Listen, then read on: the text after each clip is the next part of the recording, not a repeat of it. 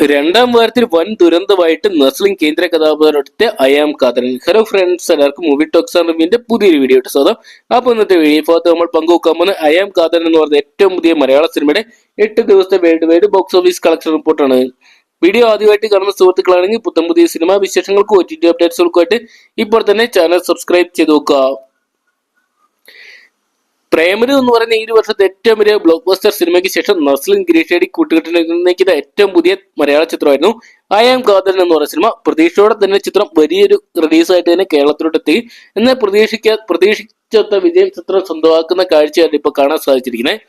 ചിത്രം അതേസമയം പൂർണ്ണമായിട്ടും പരാജയപ്പെട്ടു പോയൊരു ചിത്രം എന്ന് പറയാനും സാധിക്കത്തില്ല.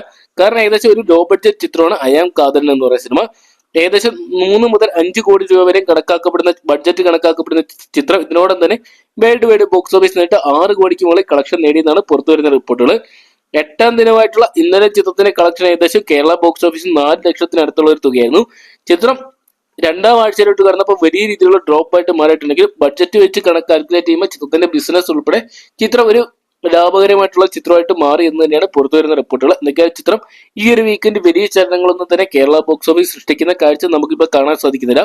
എന്തൊക്കെയാണ് കാത്തിരിക്കാൻ ചിത്രത്തിന് ഇനി വരും ദിവസങ്ങളിൽ എന്തെങ്കിലും ചലനം സൃഷ്ടിച്ച് ഇനിയും മികച്ച കളക്ഷൻ ഉയർത്താൻ സാധിക്കുമെന്ന് അറിയാൻ വേണ്ടി. അപ്പം നസ്ലിൻ കേന്ദ്ര കഥാപാത്രമെത്തിയ അയാം കാതരൻ എന്ന് പറയുന്ന സിനിമ നിങ്ങൾ കണ്ടിട്ടുണ്ടെങ്കിൽ സിനിമയെ കുറിച്ചുള്ള നിങ്ങളുടെ വലിയ അഭിപ്രായം കമന്റ് ബോക്സിൽ പങ്കുവെക്കുക. വീഡിയോ ഇഷ്ടപ്പെട്ടെങ്കിൽ ലൈക്ക് ചെയ്യാനും ഷെയർ ചെയ്യാനും ചാനൽ സബ്സ്ക്രൈബ് ചെയ്യാനും മറക്കണ്ട.